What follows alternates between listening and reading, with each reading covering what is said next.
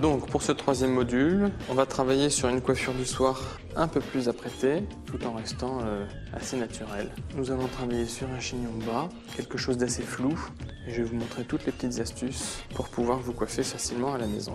Et donc pour ce coiffage, je vais utiliser le styler pour avoir une boucle plus serrée.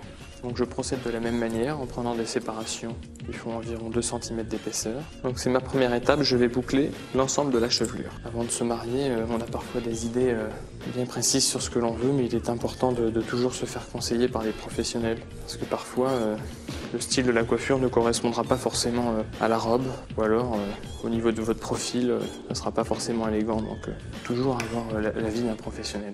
Voilà, donc une fois qu'on a bouclé l'ensemble de la chevelure, on va pouvoir travailler sur notre point d'attache. Étant donné que je vais faire un chignon de nuque, on va séparer au niveau de l'oreille jusqu'à l'autre oreille.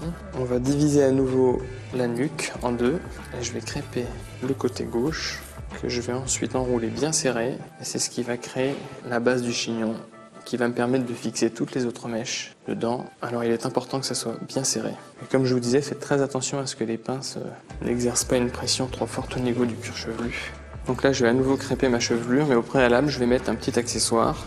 Et je le mets maintenant, puisque si je le mets à la fin, je vais abîmer tout mon travail.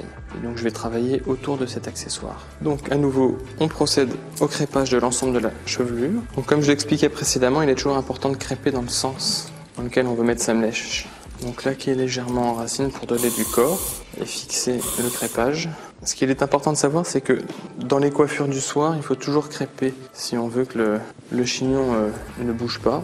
Donc là, je lisse la partie visible de mon chignon, voilà, que je vais venir fixer dans mon point de fixation que je vais préparer tout à l'heure. Donc à ce niveau-là, vous pouvez utiliser des pinces beaucoup plus grosses, vous serez sûr d'avoir une meilleure tenue. Donc là, c'est pareil, utilisez toujours une laque légère pour avoir la possibilité de retoucher. Et ensuite, avec des pinces plus petites, vous allez venir accrocher vos mèches.